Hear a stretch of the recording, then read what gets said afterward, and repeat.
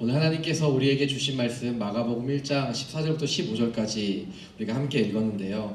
우리가 함께 소망의 등불이 꺼져갈 때 주님의 빛이 비추어진다라는 제목을 가지고 함께 말씀을 나누고자 합니다. 오늘 본문은 어느 한 시점을 이야기하고 있습니다.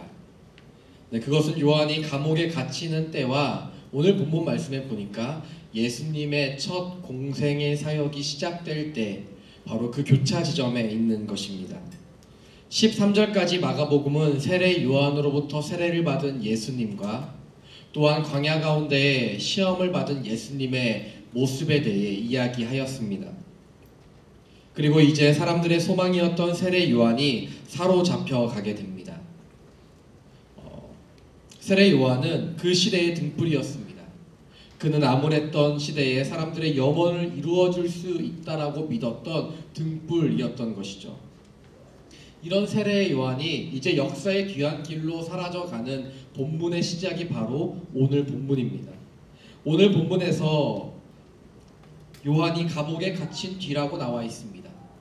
요한은 헤롯 대왕의 잘못을 지적하고 그의 부정한 것들을 지적하고 난 뒤 감옥에 잡혀가게 됩니다.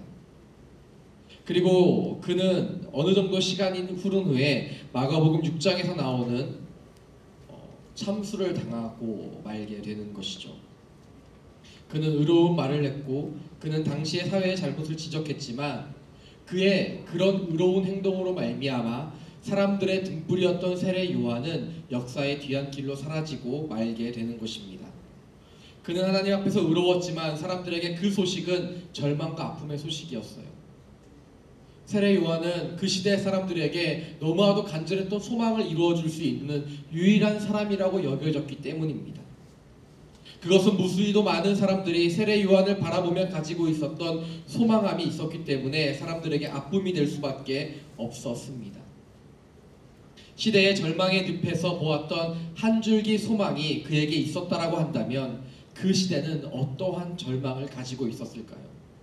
우리는 그 시대의 절망에 대해 네 사람의 인물들을 살펴보며 함께 그 시대의 절망과 그 배경에 대해 먼저 함께 살펴보고자 합니다. 첫 번째는 성경에도 나와 있는 누가복음에도 나와 있는 당시 로마의 황제인 티베리우스에 대해 함께 보고자 합니다. 그 시대의 황제였던 티베리우스는 많은 전쟁에서 혁혁한 공을 세우며 능력을 인정받고 로마 황제에 오른 사람이었습니다. 그가 전쟁을 나갈 때마다 승리하게 됩니다. 그의 정치적인 능력 또한 무시할 수 없습니다. 아주 탁월했던 왕입니다. 하지만 그는 자신의 반대파들을 숙청하게 되고 사람들의 잔인하게 처벌하는 것과 제거를 한 인권 탄압을 했던 인물이었습니다. 그는 능력은 출중할지 모르나 그의 마음은 메말랐던, 자신의 반대되는 사람들을 용서하지 않았던 사람이었습니다.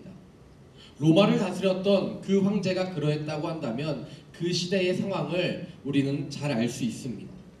그 다음 우리가 한편 살펴볼 인물은 빌라도라는 사람입니다. 예수 그리스도 시대의 로마에서 유다 지역을 다스리기 위해 파견된 총독이었습니다.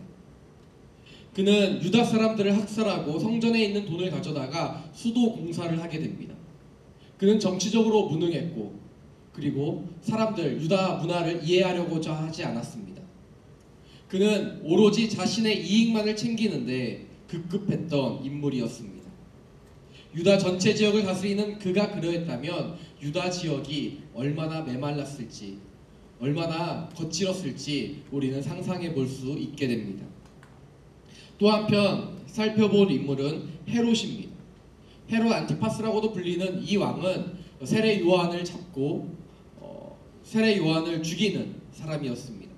그의 별칭은 교활한 정치인이라는 별칭을 가지고 있습니다. 동생의 아내를 자신의 아내로 삼은 인물입니다.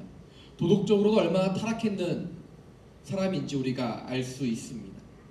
마지막으로 함께 살펴볼 사람은 가야바라는 대제사장입니다. 이 가야바는 대제사장 가문 중 가장 능력이 있는 인물 중에 한 명이었습니다. 장인어른이 대제사장으로 있을 때 배후의 실력자로 있었을 뿐만이 아니라 자신의 5 아들과 손자까지도 대제사장에 올려놓은 인물입니다. 정치적 감각이 아주 탁월했던 사람입니다. 빌라도와도 나쁘지 않은 관계를 맺었던 사람입니다. 하지만 그는 예수를 십자가에 못 박도록 종교적으로 결정한 사람입니다. 그가 얼마나 영적인 눈이 드리워졌는지, 얼마나 그가 하나님과의 관계는 소홀했던 사람인지 우리가 알 수 있는 대목입니다. 그 시대의 리더들은 그 누구에게도 소망을 걸 수 있을 만한 사람은 없었습니다. 정치적으로도 종교적으로도 자신의 이익을 지키기 위해 다른 사람을 희생시키는데 전혀 아무런 거리낌이 없었던 그들을 바라보며 사람들은 절망 가운데 빠질 수밖에 없었던 것입니다. 특별히 그 희생에 가장 큰 피해를 보던 사람들이 바로 유대 지역의 사람들이었습니다. 정치적인 탄압과 경제적 소망이 없는 그때 종교적으로조차도 기댈 곳이 없던 상황이 바로 그 시대 그 지역의 상황이었습니다. 얼마나 절망적입니까? 젊은이들은 새로운 일들을 기대할 수가 없습니다. 젊은이들은 새로운 개혁조차 소망할 수 없었습니다. 사람들은 하지만 소망이 필요했습니다. 그들은 절망 가운데 있었기 때문이에요. 그래서 메시아 시대, 메시아 사상이 가장 활발했던 때가 이때였습니다. 지금 힘들면 미래가 있어야 하는 거잖아요. 지금 열심히 살면 미래가 있어야 되는데 미래가 없는 것입니다. 세대에서 세대로 이어지는 좌절감과 무기력함, 그리고 절망감 속에서 약속의 메시아가 오는 것이 유일한 소망이었고 그들의 꿈이었습니다. 그래서 사람들은 시대에 소망이 없다고 했고 무엇이 잘못되었는지를 이야기합니다. 하지만 이때 광야로 나간 한 사람이 있었습니다. 그 사람의 이름은 세례 요한이었습니다. 세례 요한은 어느 날 갑자기 광야에 나타납니다. 그리고 그곳에서 그는 회개를 선포합니다. 그리고 세례를 주기 시작했습니다. 심판에 대해 이야기하자 사람들이 세례 요한에게 찾아오기 시작합니다. 누가복음 3장 10절에서 14절 말씀을 보면 사람들이 무수히 많은 사람들이 세례 요한에게 찾아오게 됩니다. 그리고 어떻게 살아야 하는지에 세례 요한에게 질문하게 됩니다. 그러니까 세례 요한이 이야기하는 거죠. 사람들에게 너희에게 있는 것들을 가난한 사람들에게 나누어 주라. 세리들에게는 정해진 것보다 더 많은 세금을 받지 마라. 군인들에게는 강제로 돈을 뜯어내거나 거짓으로 고발하지 말라고 이야기합니다. 그는 사회의 정의를 이야기하고 말씀대로 살 것을 이야기합니다. 그래서 사람들은 누가복음 3장 15절 말씀을 보면 그가 세례 요한이 혹시 메시아가 아닐까 하는 생각을 가지게 되는 것입니다. 하지만 그는 자신의 정체성을 분명히 알았습니다. 그는 주의 길을 예비하는 사람이었습니다. 그리고 그는 광야에서 외치는 사람이었습니다. 사람들은 사회적 어려움이 있고 소망이 없을 때에 불만과 불평을 토로하게 됩니다. 세상에 외치는 자의 소리가 너무나도 많이 있습니다. 그 시대나 이 시대나 무엇이 잘못되었는지 이야기하는 사람들은 너무나도 많이 있다는 거예요. 세상에 무엇이 잘못되었는지 모르는 사람들이 있습니까? 혹시 여러분 이 시대, 이 나라, 이 민족이 무엇이 잘못됐는지, 이 교회가 무엇이 잘못되었는지 모르는 사람 혹시 여기 계십니까? 우리는 누구나도 잘 알고 있습니다. 우리는 누구나 무엇이 잘못되었는지는 다 이야기할 수 있다라는 거예요. 모두가 무엇이 잘못되었는지 아는데 그러나 세례 요한과 같이 광야에 나가는 사람은 아무도 없다라는 것이 우리의 문제인 것입니다. 세례 요한은 무엇이 잘못되었는지 알았습니다. 그는 그러나 그것을 이야기하지 않고 광야에 나가 하나님을 만났습니다. 문제가 생기면 이것이 문제야 저것이 문제야 서로 이야기하고 그것이 정의로운 것처럼 이야기하며 정의롭지 못한 사람들을 비난하는데 여념이 없지만 우리는 광야에 나갈 생각을 하지 못합니다. 광야는 어떤 곳입니까? 광야는 하나님을 만나는 곳이에요. 광야는 성령 충만하게 되는 곳입니다. 광야는 하나님의 뜻을 따라 살아가는 사람들의 모습을 담고 있습니다. 이스라엘 백성들이 출애굽을 하며 하나님의 말씀을 쫓아 나아갑니다. 그들이 광야 40년 동안 그곳에서 죽지 않고 살아남을 수 있었던 이유는 하나님의 말씀을 쫓아 살아갔기 때문입니다. 하나님의 음성이 들려지는 곳입니다. 하나님의 영적인 훈련을 받는 장소입니다. 광야는 그런 장소인 것이죠. 그렇게 세례 요한이 하나님을 만나고 난 이후에 세례 요한은 자신이 무엇을 말해야 하는지 알게 되었습니다. 그리고 외치는 것입니다. 그냥 외친 것이 아니에요. 무엇이 잘못되었는지 그냥 외친 것이 아니라 하나님을 만나고 난 이후에 무엇을 말해야 할지 알고 그는 외치기 시작했던 것입니다. 무엇을 말해야 할지 선지자적 사명을 가지고 이야기한 것입니다. 그래서 세례 요한은 구약의 마지막 예언자였습니다. 그러자 사람들이 몰려옵니다. 내 안에서 터져나오는 울분이 아니라 하나님의 메시지가 선포되자 사람들이 몰려오는 거예요. 물밀듯 밀려오는 사람들에게 세례 요한은 회개를 선포하게 되는 것입니다. 저는 저와 여러분이 외치는 자가 되기 이전에 먼저 광야로 가기를 축복합니다. 사랑하는 여러분, 무엇이 잘못되었는지 모르는 사람이 어디 있습니까? 하지만 그 이전에 하나님을 만나야 하는 것입니다. 하나님과 만나는 특별한 장소로 먼저 나아가세요. 그 장소가 어디입니까? 내 방이 될 수도 있습니다. 기도의 자리가 될 수도 있고 예배의 자리가 될 수도 있습니다. 어디든지 괜찮습니다. 그러나 하나님을 먼저 만나고 하나님의 말씀을 이야기할 수 있는 사람들이 되어야 하는 것입니다. 하나님을 먼저 만나지 못하면 내 입에서 나오는 이야기들은 다른 사람들을 향한 비난이 될 수밖에 없습니다. 그러나 하나님을 먼저 만나면 그 안에 사랑이 담겨지게 됩니다. 하나님의 시선으로 세상을 바라보게 됩니다. 하나님의 입술로 그것들을 이야기하게 됩니다. 저는 저와 여러분이 광야에서 먼저 하나님을 만나고 그 만남으로 외치는 자가 되시기를 축복합니다. 본절 14절 말씀 우리가 함께 다시 읽도록 하겠습니다. 함께 읽겠습니다. 시작. 요한이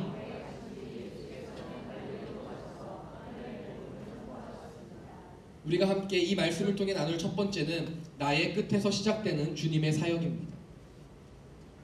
세례 요한이 잡혔을 때 사람들은 가장 빛나는 등불 하나가 꺼짐으로 인하여 더욱더 절망했을 것입니다. 어두운 밤 불 하나만 나를 비추고 있는 그때 그 불이 탁 하고 나가게 되면 우리는 그것이 얼마나 어두운지 얼마나 두려운지 쉽게 상상해 볼 수 있습니다. 세례 요한이 메시아라고 생각까지 했는데 그렇게 잡혀가는 모습을 보고 그들은 얼마나 마음이 아프고 그들의 마음 가운데 얼마나 절망과 두려움이 엄습해져 있었을까요?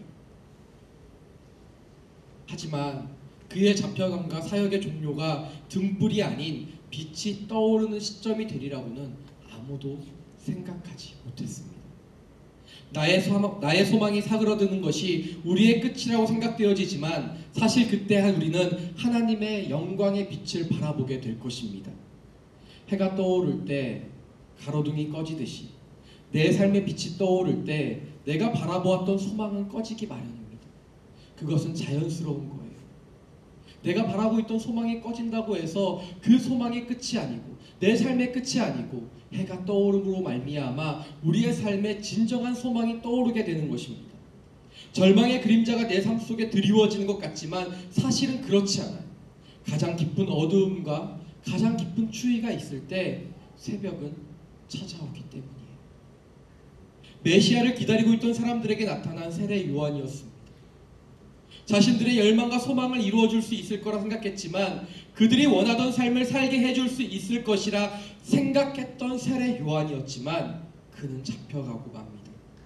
헤롯 왕이 자신의 동생의 아내를 자신의 아내로 만든 사건을 죄지적하자 그는 요한을 잡고 만 것입니다. 이 세례 요한이 잡힌 후 그들이 붙잡을 수 있는 세상의 소망이 사그러지는 것입니다. 바랄 수 없는 것 중에 유일하게 바라보았던 소망이 없어졌을 때 그것의 모든 것을 거는 소망처럼 그들이 세례 요한을 대하는 태도는 분명 그러했을 것입니다. 그래서 그를 따르는 제자들도 생겨났었죠. 세례 요한을 따르는 제자들이 얼마나 많았습니까? 그런데 그들 모두 절망의 늪에 빠져들고 마는 것입니다. 하지만 세례 요한 본인은 분명히 알았습니다. 마가복음 1장 7절 8절 말씀을 보면 이렇게 나와 있습니다. 우리가 함께 읽도록 하겠습니다. 시작. 그리고 요한은 이렇게 선포했습니다.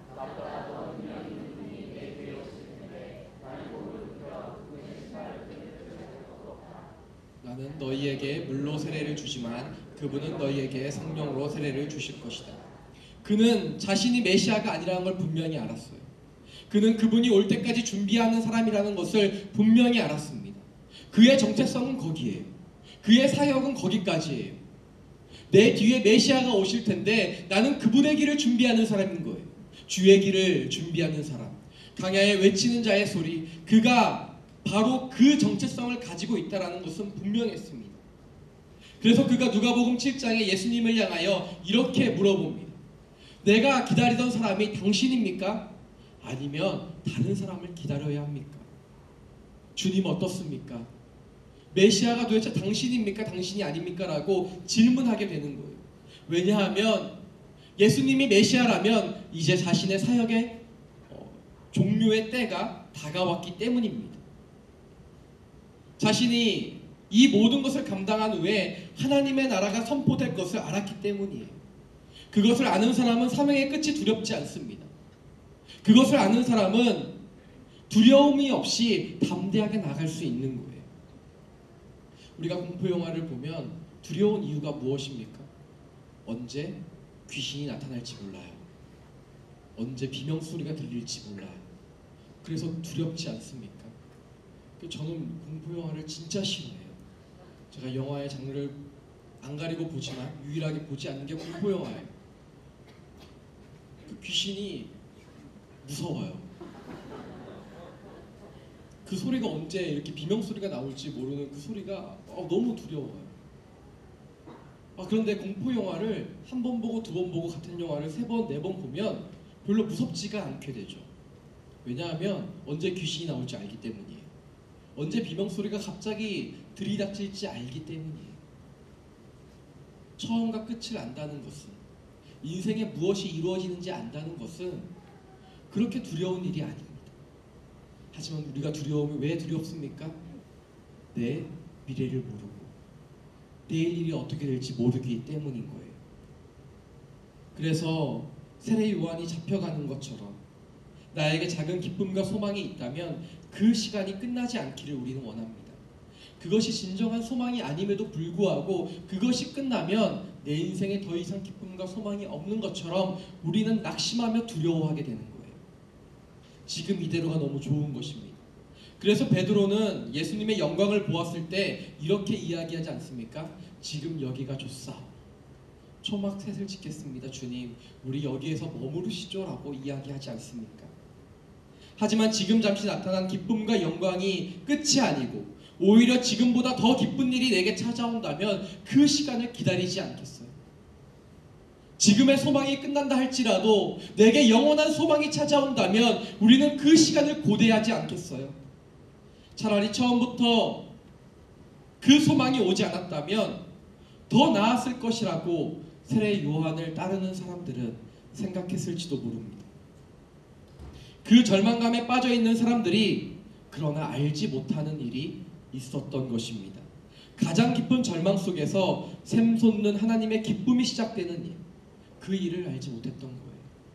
주의 제자들이 밤새도록 고기를 잡기 위해 그물을 던지게 됩니다. 그러나 그들은 밤새도록 물고기 한 마리를 잡지 못하게 돼요. 그렇게 깊은 절망감과 허무함 속에 있을 때 주님이 말씀하시죠. 깊은 곳에 가 그물을 내려라. 그리고 그들은 놀라운 일들을 경험하게 되는 거예요. 밤새도록 잡지 못했던 그 물고기들이 어느샌가 다 거기에 모여 있었던 것처럼 정말로 그물이 찢어질 듯한 고기를 잡게 되는 것입니다. 오늘 그 주님의 일하심이 세례 요한을 잃은 슬픔에 빠져 있는 사람들에게도 찾아가고 계시는 겁니다. 삶 속에 소망을 잃으셨습니까? 내가 유일하게 붙잡고 있던 동아줄이 끊어진 것과 같은 상황이 우리의 삶 가운데 찾아오셨습니까? 우리가 절망할 이유가 없는 것은 세례 요한의 끝이 예수 그리스도의 시작이기 때문인 것입니다. 우리의 소망의 끝이 하나님의 소망이 시작되는 시간이기 때문인 거예요. 오늘 우리에게 주님께서 동일하게 찾아오십니다. 너의 소망의 끝이 보이느냐? 그렇다면 나의 일함이 이제 시작될 것이다 라고 말씀하시는 거예요. 가장 깊은 밤 태양을 바랄 수 있는 것과 마찬가지로 내 모든 소망이 끊어질 때 하나님은 역사하시기 때문입니다. 그러므로 여러분 절망하지 마세요. 좌절하지 마세요. 하나님이 일하시기 시작합니다. 오늘도 우리는 하나님의 일하심을 경험하게 될 거예요. 내가 절망의 가장 깊숙한 곳으로 갈수록 하나님의 일하심이 시작되는 소망함을 우리는 바라보게 될 것이기 때문입니다. 내가 가지고 있는 사람의 소망함을 버리고 하나님의 소망이 가득해질 때 내 모든 힘을 소진하여 탈진하였을 때 손가락 하나 까딱할 힘이 없을 때 그때 내게 불어오는 성령의 바람을 느끼세요. 하나님 우리에게 그렇게 일하실 것입니다. 하나님 그렇게 우리와 함께 하실 거예요. 하나님이 그렇게 역사하십니다. 하나님이 그렇게 우리의 연약함을 들어 강함으로 바꾸어 줄 것입니다. 그러므로 우리의 소망을 포기하지만 하나님을 향한 소망은 포기하지 마시길 바랍니다. 하나님은 여전히 우리의 손을 놓지 않고 계십니다. 가장 절망 가운데 있는 사람들에게 예수 그리스도가 찾아가듯 우리에게도 주님은 찾아오시기 때문입니다. 세례 요한을 잃은 것처럼 나의 삶 속에 소망을 잃은 우리에게 주님은 일하시기 시작하십니다. 우리가 다시 한번 14절 말씀을 읽고 말씀을 나누기 원합니다. 함께 읽겠습니다. 시작. 요한이 감옥에 갇힌 뒤 예수께서는 오늘 말씀을 가지고 우리가 함께 나눌 두 번째는 내 삶의 갈릴리에 찾아온 주님입니다. 예수님께서는 세례 요한이 잡히고 난 뒤 일을 하기 시작하셨습니다. 그런데 어디로 갔다라고 나와 있습니까? 갈릴리 지역으로 갔다라고 오늘 본문에 기록되어 있습니다. 왜 하필 갈릴리였을까요? 왜 주님께서는 갈릴리 지역으로 가셨을까요? 왜 꼭 그 지역에서 첫 사역을 시작하셔야만 했을까요? 갈릴리는 어떤 곳입니까? 갈릴리 호수 주변과 그 남쪽 지역을 말합니다. 북쪽으로는 페니키아와 동쪽으로는 시리아를 경계로 삼고 있습니다. 이 지역 주민들은 남쪽에 위치한 사마리아와 유대 지방과 비교해 당시 로마 제국의 스탈이 더욱더 심했던 지역입니다. 유다 지역 온 지역에 하나님을 향한 소망이 사라지고 경제적 부흥이 사라졌던, 정치적으로나 종교적으로나 외면받았던 그 지역들이 유다 지역이었지만 그 중에서도 가장 외면받았던, 가장 소외됐던 지역이 바로 갈릴리 지역이었다는 거예요. 먹고 사는 것 자체가 힘들었던 그들의 삶이었지만 이것을 누구에게도 이야기할 수 없었어요. 그들은 소외되었기 때문에 하소연할 것조차도 마땅하지 않았다는 거예요. 그들은 불합리한 세금 체계와 사회 체계에 항의하거나 저항 운동을 하게 되면 공개 처형인 십자가형으로 그들을 다스렸기 때문에 그들은 두려움과 핍박 속에서 살아갈 수밖에 없었던 것이에요. 이사야 때부터 사망의 땅과 그늘에 앉은 자들이라고 일컬음을 받던 자들이 바로 갈릴리 지역의 사람들이었습니다. 그들이 얼마나 소외받고 얼마나 힘들었을지 여러분 혹시 상상은 되세요? 그들의 삶 가운데 아무런 소망함도 가질 수 없었던 거예요. 예수님께서 이런 갈릴리로 가셨다는 것은 절망 속에 억눌려 있던 사람들을 향해 가셨던 것입니다. 소망함이 없는 사람들을 향해 나아간 것이고 아무것도 없는 사람들, 정치적으로 경제적으로도 오늘보다 내일이 더 이상 나아질 것이 없는 그들을 향해 나아갔던 것이 바로 예수님이었습니다. 예수님께서 사람들에게 이슈가 되고 싶으셨다면 예루살렘으로 가셨겠죠. 예수님께서 사람들에게 더 알려지길 원하셨다면 로마로 향하셨겠죠. 그런데 예수님은 오늘 예루살렘도 로마도 아닌 다른 지역도 아닌 갈릴리를 향해 나아가고 계십니다. 그리고 그곳에 무엇을 하셨습니까? 하나님의 복음을 전파하기 시작하셨습니다. 왜 예수님은 복음이라고 하면 되지 하나님의 복음이라고 했을까요? 사실 이 복음이라는 용어는 기독교에서 처음 만들어낸 게 아니에요. 우리 교회에서 처음 사용했던 단어가 복음, 헬라어로 유앙겔리온이라고 하는 이 단어가 아니라는 거예요.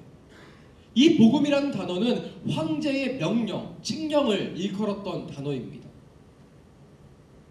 이 복음이라는 단어는 황제의 명령을 나타내고 있는데 그것은 두 가지로 특별히 나타내고 있습니다. 첫 번째는 세금입니다. 전쟁을 하게 되죠. 로마는 수많은 나라들과 지역들과 전쟁을 하게 되었습니다. 그리고 그 전쟁에서 대부분 승리하게 됩니다. 그러면 그들이 다스리는 지역과 나라에 많은 세금을 부과하게 됩니다. 그래서 이 세금을 부과하는 명령을 내릴 때 복음, 유앙겔론이라고 이야기한 것입니다.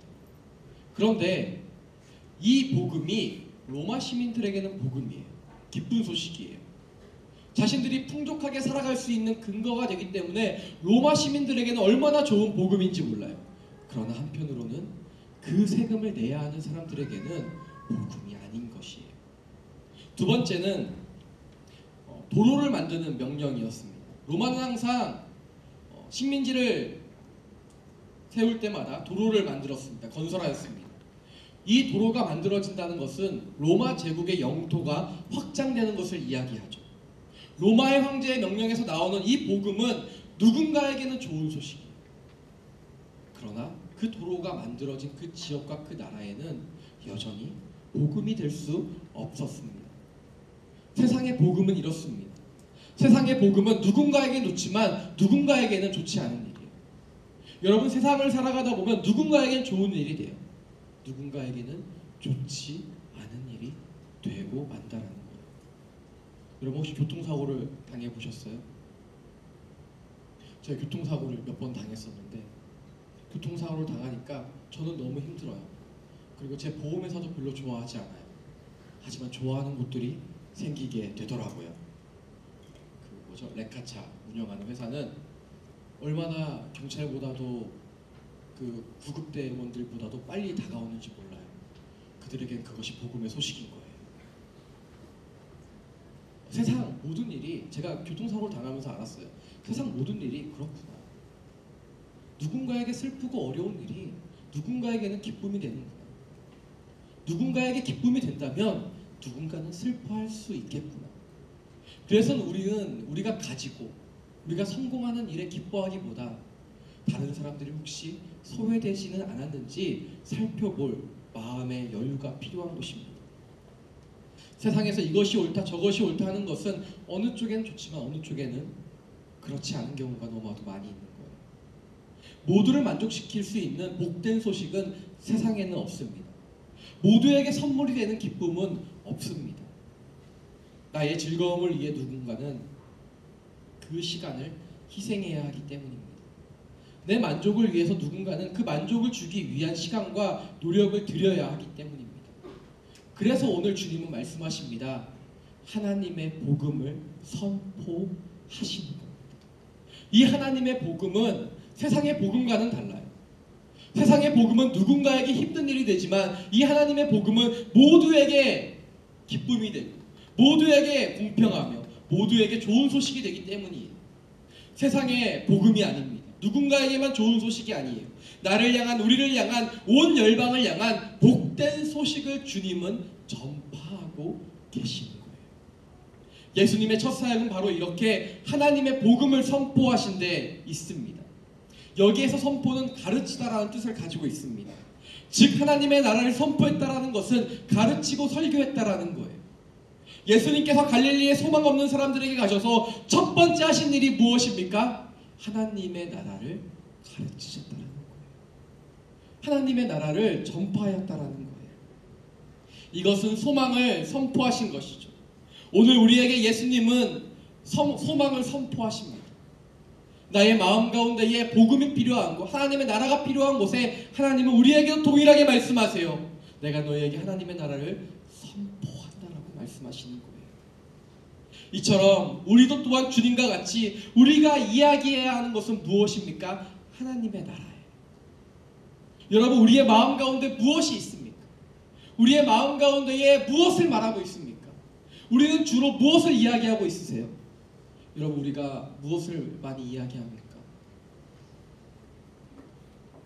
우리는 주님의 나라를 이야기해야 합니다. 나의 마음 가운데 무엇이 담겨 있는지가 내 입술로 고백되어지는 거예요. 사랑하는 여러분, 우리가 오늘 하루를 살아가며 가장 많이 했던 말은 무엇입니까? 우리가 한 주를 살아가며 가장 이야기를 많이 했던 것은 무엇이에요? 여러분들에게 주님 그 나라를 위해 많이 이야기하셨습니까? 말씀을 전하고 말씀을 나누는데 많이 이야기하셨습니까? 아니면 내 삶 속에 있는 불평과 불만을 많이 이야기하셨습니까? 주님은 가는 곳마다 소망이 없는 사람들에게 하나님의 나라를 선포하셨어요. 하나님의 나라를 가르치셨어요. 하나님의 복음을 전하셨어요. 소망이 없는 사람들에게 가장 중요한 소망을 이야기하셨다라는 거예요.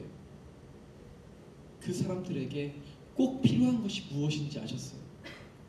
내게 불평과 불만을 이야기하거든 맞장구 쳐주는 것보다 더 중요한 게 있어요.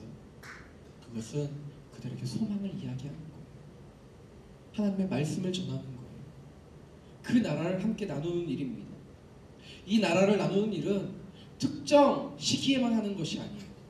아울리치 갈 때는 그렇게 잘하시면서 왜 평상시에는 안 하는지 모르겠어요. 아울리치 갈 때는 그렇게 기도도 많이 하면서 왜 평상시에는 잘 안 하는지 모르겠어요. 혹시 우리가 그 일들을 가지고 우리 인생의 1년의 시간 동안 면죄부라고 생각하는 것은 혹시 아니세요? 우리는 때를 얻든지 못 얻든지 주님의 나라를 전해야 되는데 아울리치를 내 시간을 드리고 내가 1년 동안 잘 모았던 그 재물을 드리며 갔다 오면 그것이 하나님 안에서 모든 것이 다 용서되는 것처럼 그때에는 은혜를 받고 그때에는 소망해야 되는 일이지만 그 외에는 안 해도 괜찮은 것처럼 혹시 여러분 생각하고 계시는 건 아니세요?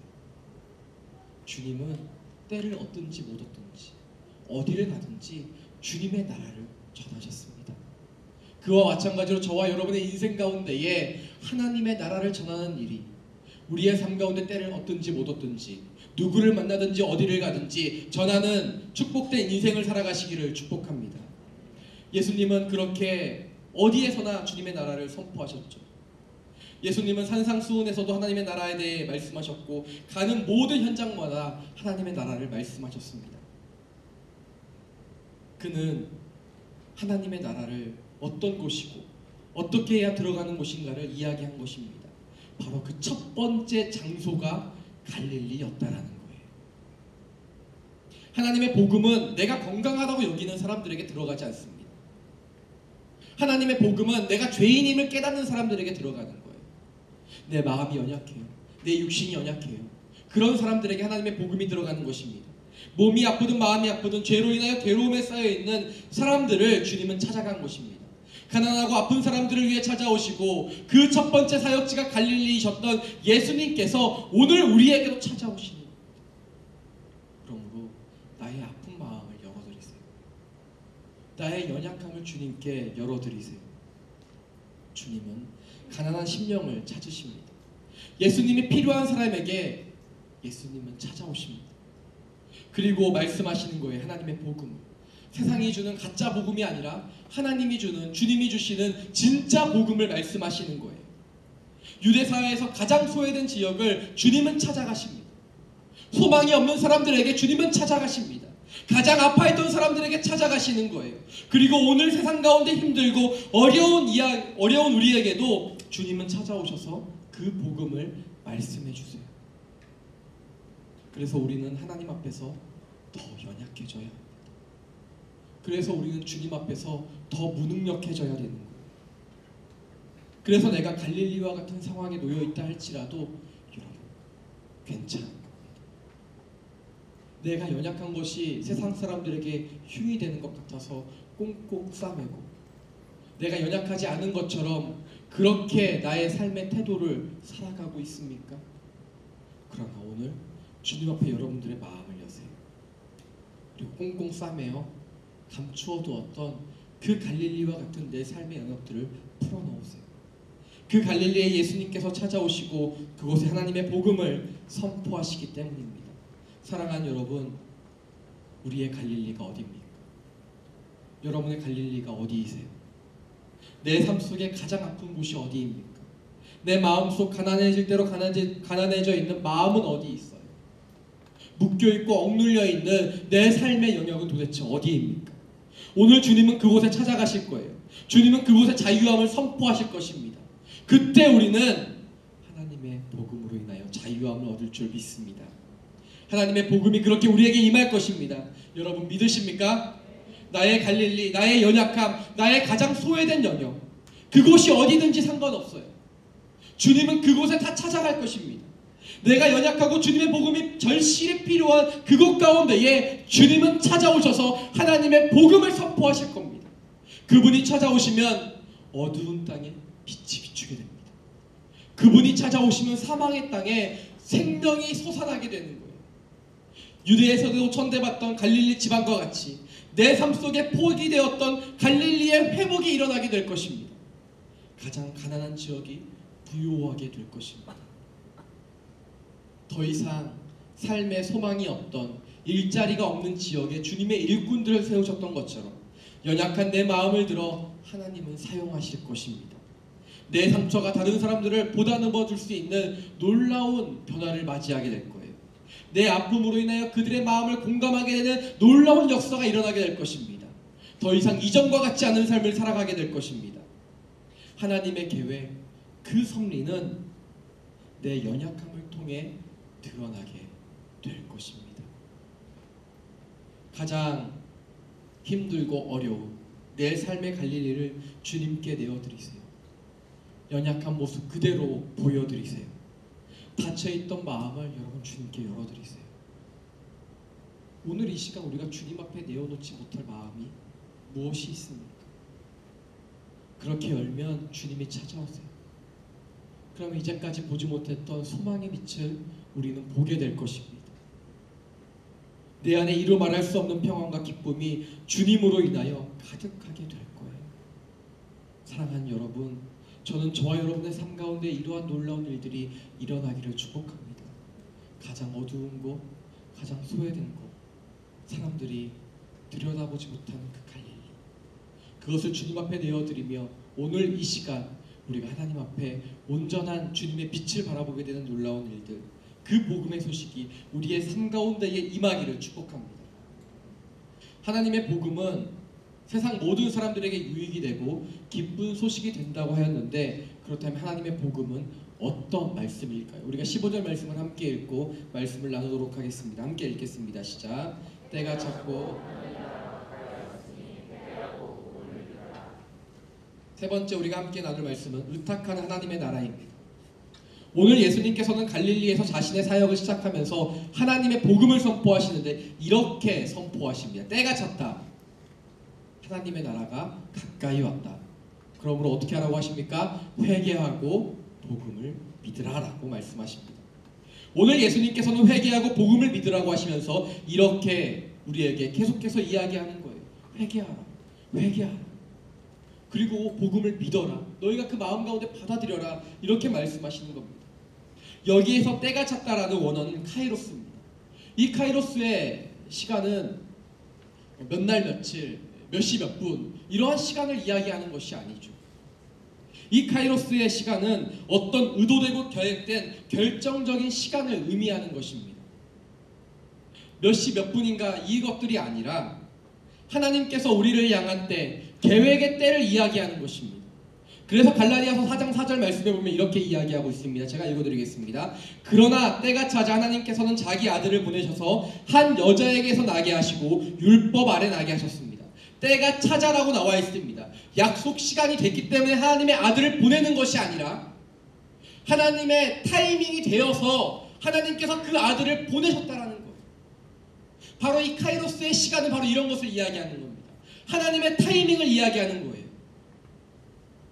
하나님이 생각하신 타이밍이 되자 그 아들을 보내는 것이죠.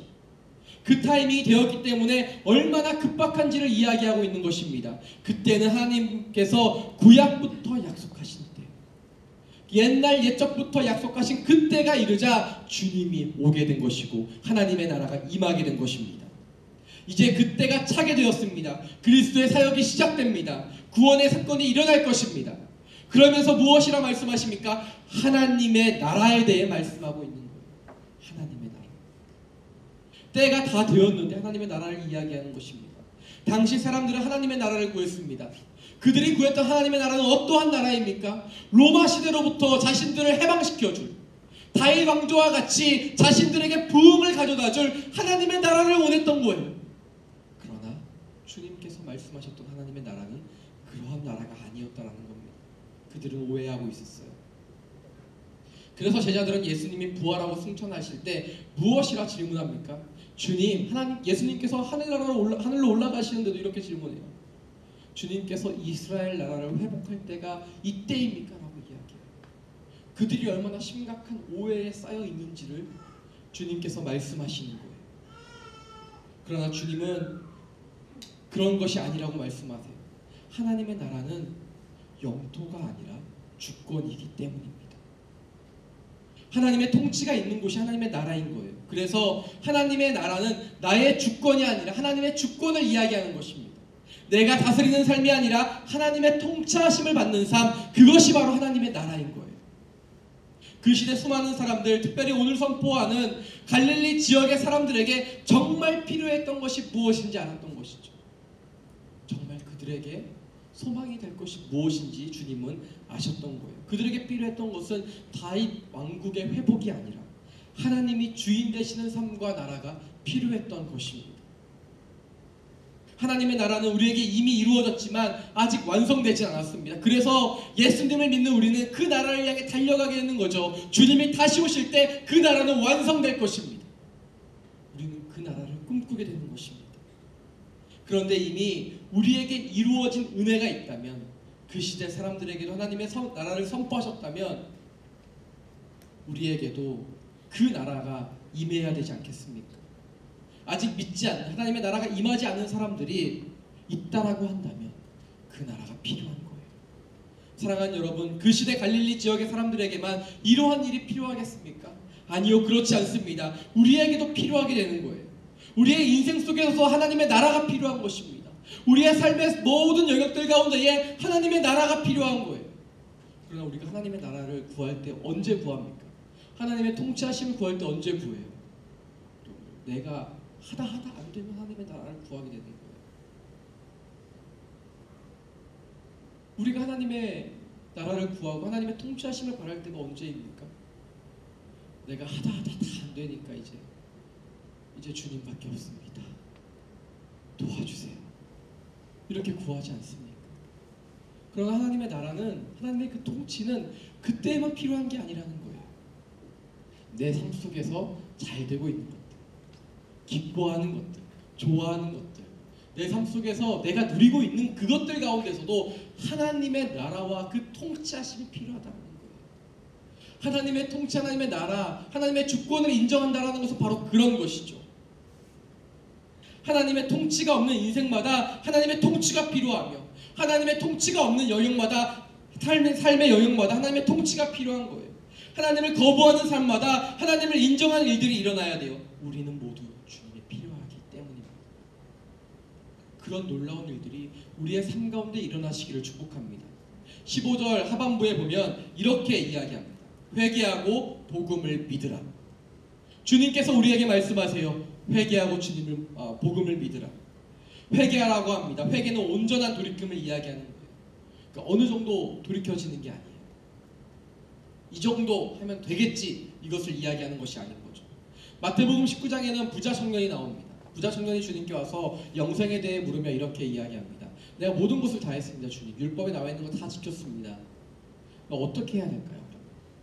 그러니까 주님이 말씀하시죠. 네 재산을, 정확히 우리말 성경에 이렇게 나와 있습니다. 너의 돈을 가난한 사람들에게 모두 나누어 주고 나를 따르라.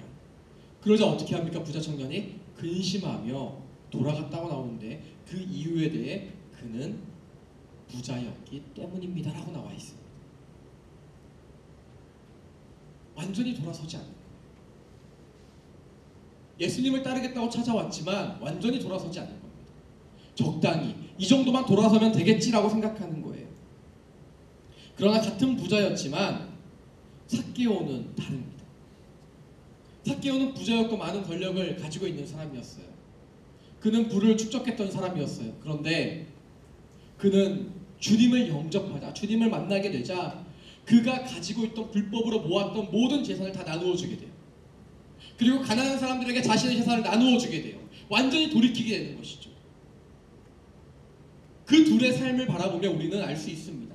무엇이 온전한 돌이킴인지, 무엇이 주님을 따르는 삶인지 온전하게 우리는 알 수 있다는 거예요. 회개는 그렇기 때문에 완전하게 돌아서는 것을 이야기합니다. 나의 주권을 버리고 하나님의 주권을 인정하며 살아가는 거예요. 그래서 하나님의 나라가 없는 영혼에게 하나님의 나라가 임하게 되는 첫 번째 사건이 무엇인가? 회개라. 돌이켜야 된다는 거예요. 돌아서는 것을 이야기하는 겁니다. 그런데 주님께서는 이렇게 돌이키기만 하면 안 된다라고 말씀하세요. 무엇이라 말씀하십니까? 회개하고 복음을 믿으라라고 말씀하고 있는 것입니다.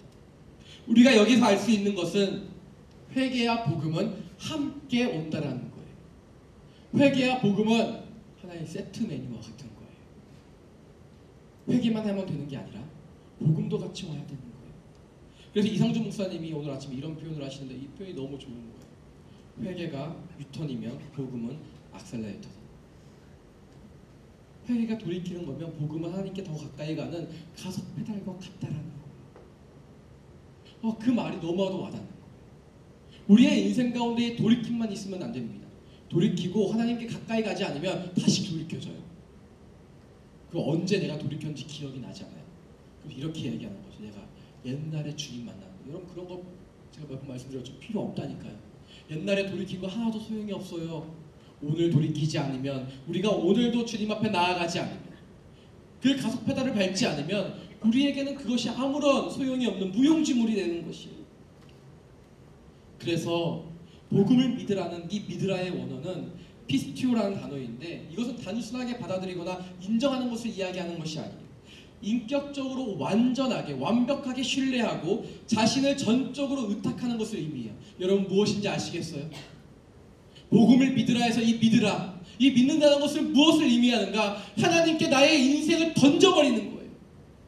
더 이상 나의 인생을 내가 붙잡지 않고 주님께 던져버리는 거예요. 그 삶이 어떻게 되든지 간에 나는 이제 더 이상 상관없는 삶을 살아가는 거예요. 왜 그렇습니까? 내가 주님을 향해 달려나가기 때문인 거예요. 일정 부분, 삶의 힘든 부분만을 맡기는 것이 아니라 내가 잘 살고 있고 내가 누리고 있는 부분도 주님께 맡기는 거예요. 사랑하는 여러분, 주님께서 오늘 우리에게도 동일하게 그래서 말씀하십니다. 우리에게도 말씀하세요. 회개하고 복음을 믿으라. 우리에게 말씀하세요. 너희의 삶을 돌이키지 않겠냐? 너희의 삶을 돌이켜 나에게 달려나오지 않겠니라고 말씀하세요. 너희의 주권을 이제 그만 버리고 나의 주권을 인정하지 않겠니라고 말씀하세요. 여러분 맡기세요. 주님께 나의 힘든 부분만 가지고 나오지 마시고 내 삶의 가장 안정적이고 가장 포기 못한 부자 청년이 포기 못했던 것이 돈이라고 한다면 우리에게 그 부분도 다 맡겨드리고 주님께 나오세요. 그러면 하나님의 나라가 우리의 삶에 임할 거예요. 그러면 참된 평화가 임할 거예요. 우리에게 소망이 없는 삶이 내 삶에 놓여있다 할지라도 정치적이든 경제적이든 관계적이든 어느 누가 나를 책임져 줄 수 없어 마음이 급박함이 생기는 세대 속에 우리가 살아간다 할지라도 여러분 두려워하지 마세요. 주님 우리에게 말씀하세요. 회개하고 복음을 믿으라. 그리하면 하나님의 나라가 임할 것이다. 우리의 삶 가운데 왜 평안함이 없습니까? 하나님의 나라가 없기 때문에. 내 삶 가운데 왜 두렵고 조급합니까? 주님의 통치하심이 없기 때문에. 내 인생의 앞날을 모르기 때문에 두려운 거예요. 내 인생의 앞날을 모르기 때문에 조급한 거예요. 그래서 내 주위에 있는 사람들보다 내가 조금 늦어지면 그렇게 괴로워요. 그렇게 아파요. 하나님 왜 내 삶을 안 돌보냐고 얘기해요. 남들보다 취업이 조금 늦게 되면 하나님이 여러분 저주하신 겁니까? 아니요, 그렇지 않아요. 하나님의 때가 있는 카이로스의 시간, 그 시간이 우리에게도 임할 거예요. 여러분 남들보다 조금 승진 늦게 되면 그것이 불만입니까? 여러분 하나님께서 여러분에게 그렇게 상처 준 거예요.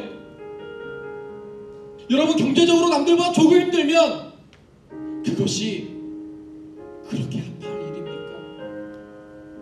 우리가 세상 사람들과 그렇다면 다른 게 무엇이에요? 하나님의 나라가 우리의 삶 가운데 임했다고 하면서, 하나님의 통치가 우리의 삶 가운데 있다고 하면서 다른 사람들과 다른 게 우리가 무엇이죠? 하나님을 믿는다는 것이 그렇게 세상의 기준에 맞춰져 있는 것인가요?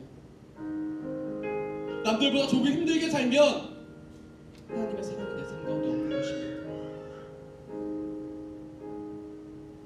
그런 갈릴리 사람들에게 주님을 찾아가셨어요. 그리고 말씀하세요. 너에게 하나님의 나라가 임했다. 그러니 회개하고 복음을 믿으라. 우리는 얼마나 돌이켜, 우리는 얼마나 복음을 온전히 받아들이고 있습니까? 내가 원하는 하나님을 만들지 마세요. 내가 원하는 하나님을 믿지 마세요. 그것은 금송아지를 만들었던 이스라엘 백성들과 무엇이 다르겠어요? 내가 듣고 싶은 말씀만 듣지 마세요. 하나님의 말씀을 온전히 받아들이세요.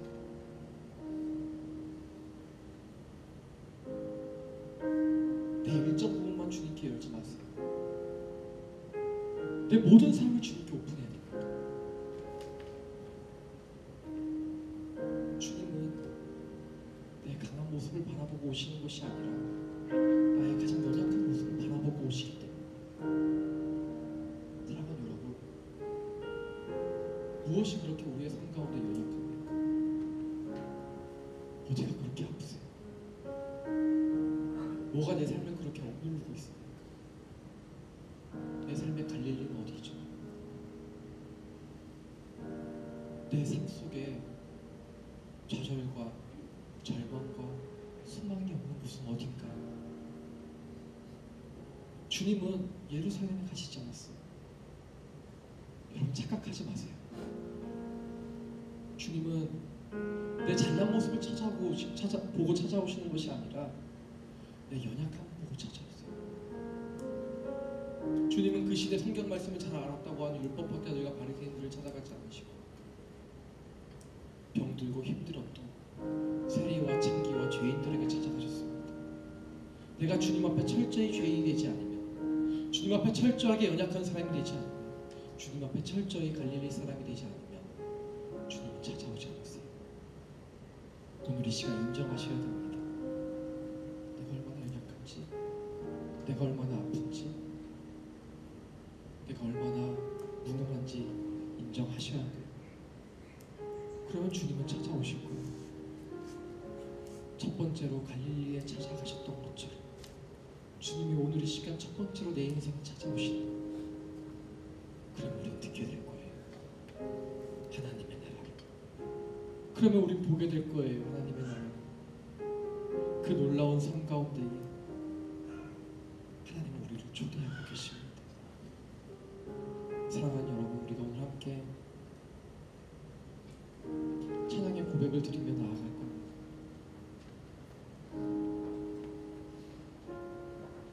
이 찬양의 가사는 처음에 이렇게 시작하고 있습니다. 온 땅에 주인 되신 주님이 내 이름 아시며 상한 마음들 보내 어둠을 밝히시는 새벽별 방황하는 내 마음 주의 길 비추어. 이 찬양의 가사가 나의 고백이 되어지기를 바라며 함께 찬양하시며 나아가도록 하겠습니다.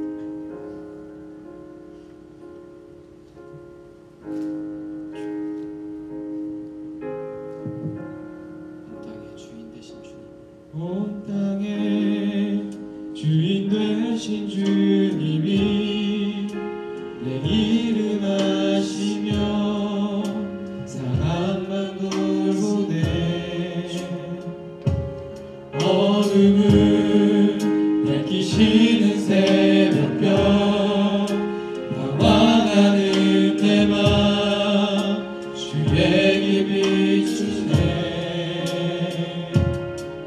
나로 인함이 아닌 주가 행하신 일로 나의 행함이 아닌 오직 주로 인하여 나를 오늘 뛰어다치는 이름 없는 곳 강한데 바다의 이름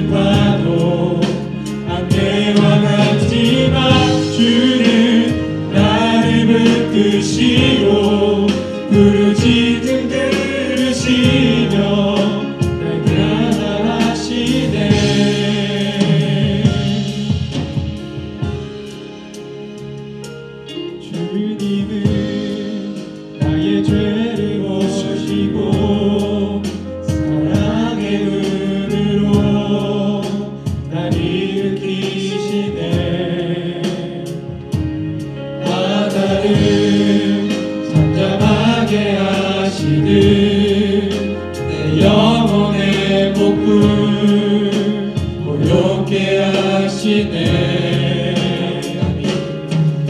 나로 인함이 아닌 주가 행하신 일로 나의 행함이 아닌 오직 주로 인하여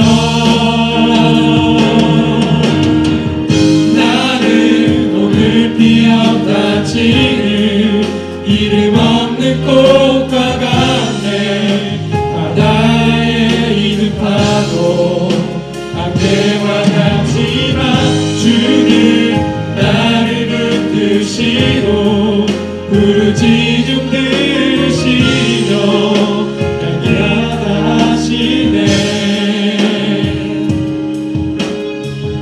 나는 오늘 피었다 지는 이름 없는 꽃과 같네.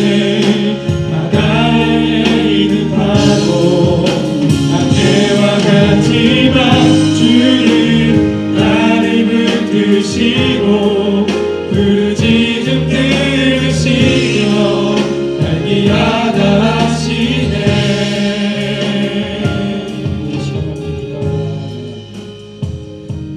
나의 존재가 어떠한 존재입니까? 나는 오늘 피었다 지는 이름 없는 꽃과 같은 그런 존재이지 않습니까? 오늘 이 시간 우리가 함께 기도하며 나아갈 때 사랑하는 주님, 주님 나는 연약합니다. 주님 내 삶 가운데 갈릴리가 존재합니다. 소망이 없고 절망의 그늘 가운데 사망의 그림자 가운데 드리워진 아무도 바라보지 못하고 나조차도 외면한 그 삶의 자리 가운데 주님 오늘 이 시간 주님께 마음을 드리며 나아갑니다. 주님 나는 오늘 너무나도 어렵게 주님께 마음을 열며 나아갑니다. 주님 오늘 이 시간 갈릴리에 찾아왔던 주님께서 나의 삶의 갈릴리에 찾아오셔서 주님 복음을 말씀하여 주시고 하나님의 나라가 임할 수 있도록 주님 역사하여 주시옵소서. 주님 나의 인생 가운데 주의 복음을 선포하여 주시옵소서. 주여 나의 마음을 주님께 열며 나아갑니다. 주여 역사하여 주시옵소서. 우리 함께 주여 마음으로 주의 기도하며 나아가도록 하겠습니다. 주여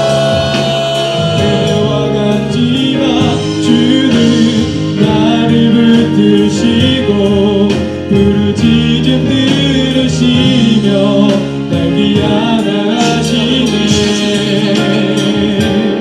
주님 나의 인생 가운데 주님 도저히 주님을 벗어나지 주님 역사하시고 함께하여 주옵소서.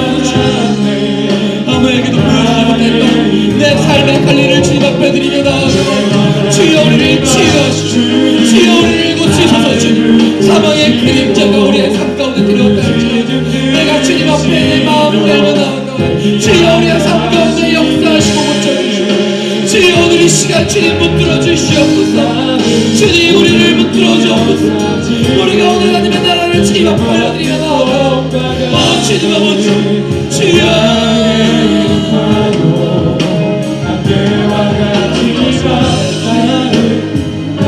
주님 아버지 우리의 아무에게도 보여주지 못했던 나조차도 외면하며 살아갔던 나의 삶의 삶 아버지 주님께 드리며 나아가오니 주여 우리 가운데 주여 우리 가운데 주님의 사랑을 말씀하여 주시고 주여 우리 가운데 찾아와 주시옵소서. 주님 아버지 함께하여 주옵소서. 주님 우리를 고치시고 우리 가운데 주여 아버지 비춰주시고 우리 가운데 주의 사랑을 말씀하여 주시옵소서. 주님 우리의 마음을 기억하시고 역사하시고 주님 오늘 기억하시는 이름 없는 꽃과 같네. 바다에 있는 파도 함께와 주지만 주님의 경배에 나아갑니다. 주님의 병정이 나아가고 주의 사랑 가운데 나아가고 너의 마음에 묻은 그동안 깜깜했어도 없던 내 마음을 주님 앞에 열면 주여 우리의 마음 가운데 찾아오시며 우리의 삶의 모든 영광 가운데 주님 찾아오고 주의 빛을 비춰주시며 주의 사랑으로 엎어서 그리스도의 보혈로 정결하게 하여 주옵소서. 주여 아버지 함께 하시고 역사하여 주옵소서. 하나님 아버지가 우리 가운데 찾아오시며 우리를 다스리시며 우리 가운데 역사하여 우리에게 말씀하여 주옵소서. 절망 가운데 우리에게 소망을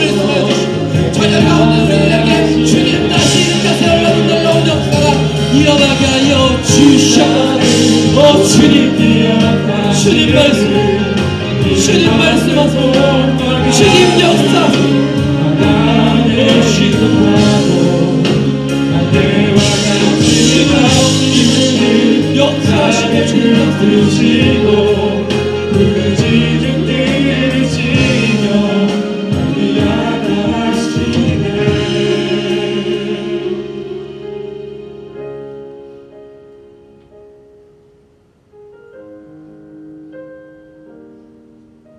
절망 가운데 있다 소망이 사라지면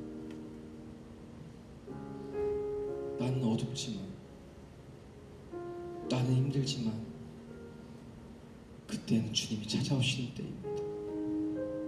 깊은 어두움이 내 삶 가운데 있어 불빛 하나 보이지 않는다 할지라도 그때는 새벽의 때이며 그때는 주님이 일하실 때입니다.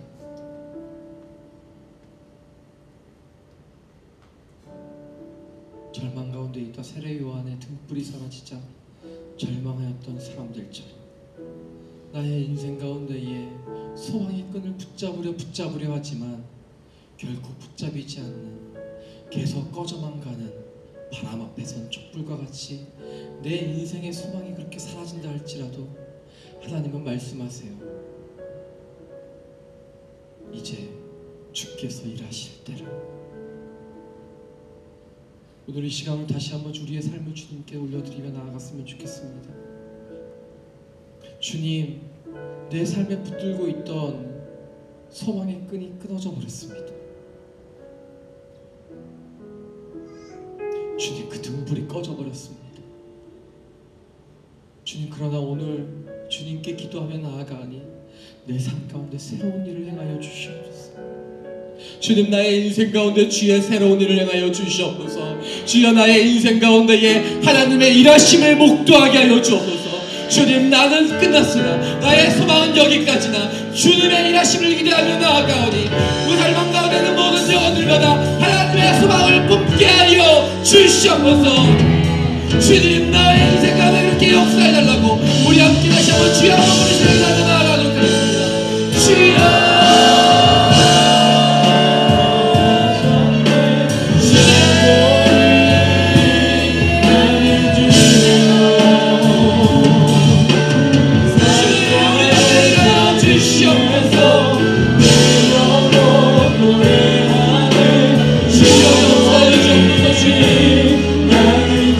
주님, 우리에게 새로운 일, 주님, 우리의 인생 가운데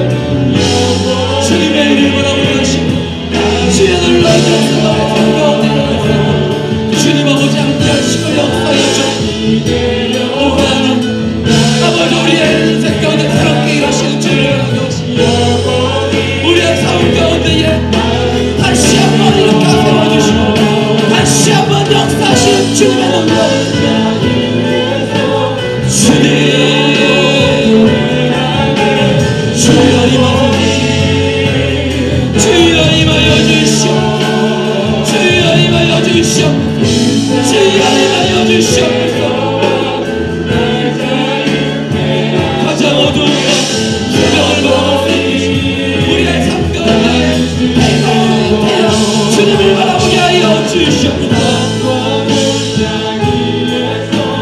내 영혼 노래하네 영원히 나는 주님의 것 그 사랑이 내려와 날 자유케 하셨네 영원히 나는 주님의 것 산과 골짜기에서 내 영혼 노래하네 영원히 나는 주님의 것 사랑이 내려와 날 자유케 하셨네 영원히 나는 주님의 것 산과 골짜기에서 내 영혼 노래하네 영원히 나는 주님의 것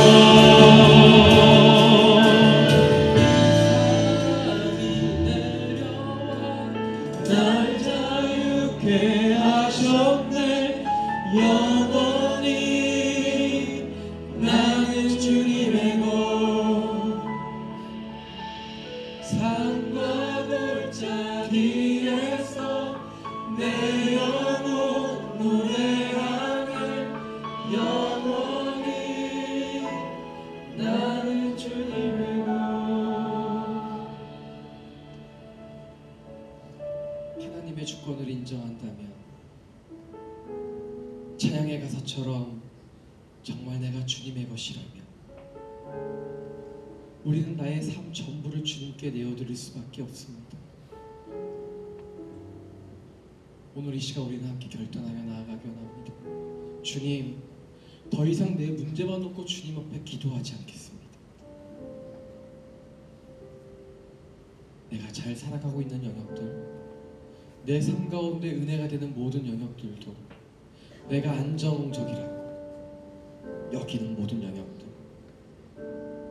내가 그것을 차마 우상이라고 생각하진 않았지만 포기할 수 없었던 부자 청년의 그 돈처럼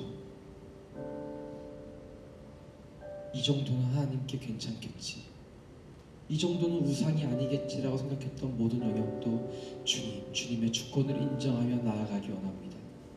나의 기도의 소리를 변하게 하옵소서. 하나님을 내 인생의 소원을 들어주는 도깨비 방망이와 같은 요술 램프와 같은 그런 분으로 여기지 않고 내 삶을 주도해 나가는 주님이라고 고백하며 살아가기를 원하오니 주여 나의 모든 삶 가운데 역사하시며 주님 나의 모든 삶 가운데 주인 되어 주시며 내 모든 것들 가운데 하나님 통치하시고 다스려 주시옵소서. 우리 이렇게 함께 고백하는 영혼들마다 이 시간 함께 자리에 일어나 우리 두 손 들고 주님께 함께 기도하며 나아가요. 하나님, 나의 삶 이제 주님께 올려드립니다. 더 이상 내 것이 아닙니다. 주님의 것입니다. 하나님 통치하여 주시고 내 기도의 소리가 변하여 이제는 나의 인생의 전반적인 모든 것들을 주님 앞에 올려드리며 나아가오니 주여 다스려 주시옵소서. 우리 함께 주여 한번 부르시며 기도하며 나아가도록 하겠습니다. 주여. 주님 아버지, 오늘 이 시간 주님 앞에 나아갑니다. 주님 우리를 다스려 주시고 함께하여 주시옵소서. 주님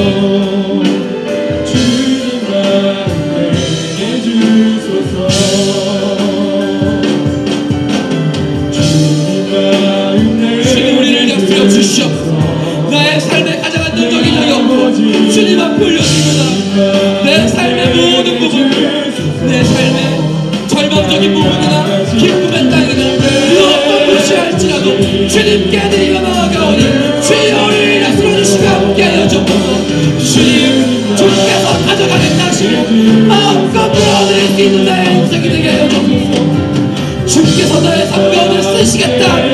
주께 내어드릴 인생 되게 하여 주옵소서. 주님 그렇게 살아가게 주님 그렇게 주님께 드리기 원합니다. 주님 우리의 삶 가운데 다스려 주시고 우리의 삶 가운데